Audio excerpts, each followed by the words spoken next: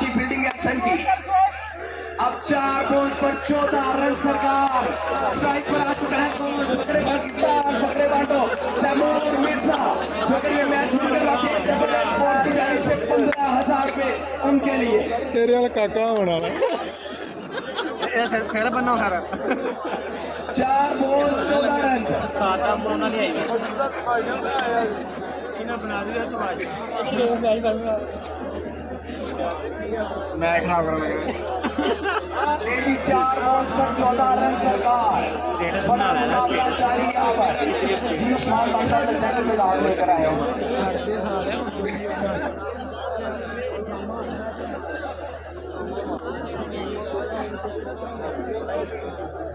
जी इस मैच के क्राउड की आना प्लीज टाइम देखिए आप लोग। अगर ये मैच खत्म होता है nobody will go in.